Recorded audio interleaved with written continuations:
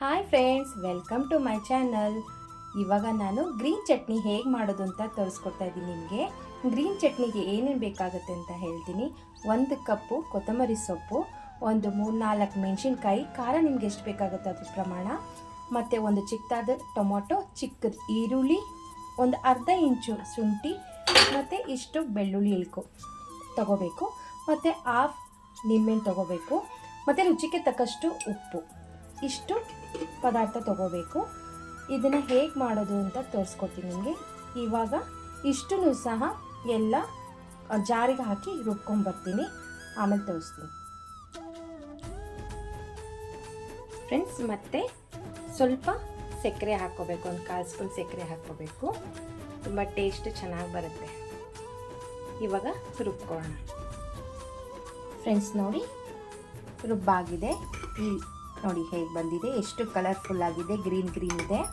ಇವಾಗ ಇದಕ್ಕೆ ನಿಂಬೆಹಣ್ಣು ಹಿಂಡ್ತಿದ್ದೀನಿ. ನಿಂಬೆಹಣ್ಣು ಹಿಂಡಿದ ಮೇಲೆ ಕಲರ್ ಚೇಂಜ್ ಆಗುತ್ತೆ ನೋಡಿ.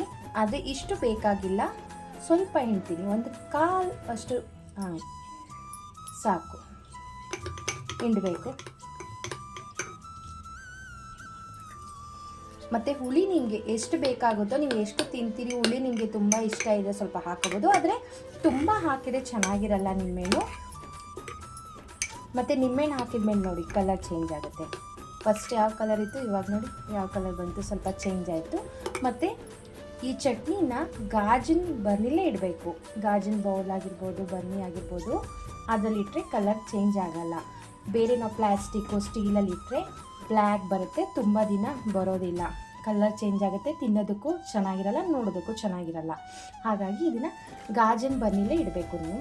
ಮತ್ತು ಇದು ಪರಾಟ ಆಗಿರ್ಬೋದು, ಟಿಕ್ಕಿ ಆಗಿರ್ಬೋದು, ಸ್ಯಾಂಡ್ವಿಚ್ ಆಗಿರ್ಬೋದು, ಅದನ್ನೆಲ್ಲ ತಿನ್ಬೋದು, ಬಜ್ಜಿ ಪಕೋಡ ತಿನ್ಬೋದು, ಎಲ್ಲದಕ್ಕೂ ಈ ಗ್ರೀನ್ ಚಟ್ನಿ ಯೂಸ್ ಆಗುತ್ತೆ. ಸಮೋಸ, ಕಚೋರಿ, ಪ್ರತಿಯೊಂದಕ್ಕೂ ಯೂಸ್ ಆಗುತ್ತೆ. ಸ್ಯಾಂಡ್ವಿಚ್ ಮಾಡೋದಕ್ಕಂತೂ ತುಂಬ ಚೆನ್ನಾಗಿರುತ್ತೆ. ಎಲ್ಲದಕ್ಕೂ ಇದು ಮಾಡಿ ಇಟ್ಕೊಂಡ್ರೆ ತುಂಬ ಯೂಸ್ಫುಲ್ ಆಗುತ್ತೆ. ಯಾಕೆಂದರೆ ಫಸ್ಟೇ ಮಾಡಿ ಇಟ್ಕೊಂಡ್ರೆ ನೀವು, ಮತ್ತು ಆವಾಗ ಪಟ್ ಅಂತ ನೀವು ಸ್ಯಾಂಡ್ವಿಚ್ ಮಾಡ್ಕೋಬೋದು, ಪಕೋಡ ಹಾಕ್ಕೋಬೋದು, ಏನಾದರೂ ಮಾಡಿಕೊಂಡು ನೀವು ತಿನ್ಬೋದು. ಸ್ನ್ಯಾಕ್ಸು ಟೀ ಟೈಮಲ್ಲಿ ಮಾಡೋಕ್ಕಾಗಲ್ಲಲ್ವ, ಇದನ್ನು ಮಾಡಿ ನೀವು ಸ್ಟೋರ್ ಮಾಡಿ ಇಟ್ಕೊಬಿಟ್ರೆ ಇದು ಒಂದು 3-4 ಡೇಸ್ ಹೀಗೆ ಇರುತ್ತೆ. 3-4 ದಿವಸ ಹಿಂಗೆ ಇಟ್ಕೋಬೋದು. ಚೆನ್ನಾಗಿರುತ್ತೆ. ಟೇಸ್ಟಲ್ಲಿ ಏನೂ ಚೇಂಜ್ ಆಗಲ್ಲ, ಹೀಗೆ ಇರುತ್ತೆ. ಬಟ್ ಗಾಜಿನ ಪಾತ್ರೆಲಿ ಇಟ್ಕೋಬೇಕು ಇದನ್ನು. ಸ್ಟೀಲು, ಪ್ಲಾಸ್ಟಿಕಲ್ಲಿ ಇಡಬೇಡಿ, ಫ್ರಿಜ್ಜಲ್ಲಿ ಸ್ಟೋರ್ ಮಾಡಿ ಇಟ್ಕೊಳ್ಳಿ. ತುಂಬ ಚೆನ್ನಾಗಿದೆ ಚಟ್ನಿ. ನೀವು ಟೇಸ್ಟ್ ಮಾಡಿ ನೋಡಿ. ಈ ಥರ ನಾನು ತೋರಿಸ್ಕೊಟ್ಟಿರೋ ಥರ ನೀವು ಮಾಡಿ ಮನೇಲಿ ಟೇಸ್ಟ್ ಮಾಡಿ. ಪ್ಲೀಸ್ ನಿಮ್ಗೆ ಇಷ್ಟ ಆದರೆ ನನಗೆ ಕಾಮೆಂಟ್ ಮಾಡಿ ಹೇಗಿದೆ ಅಂತವ.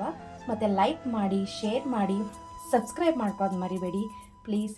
Thank you so much. Bye.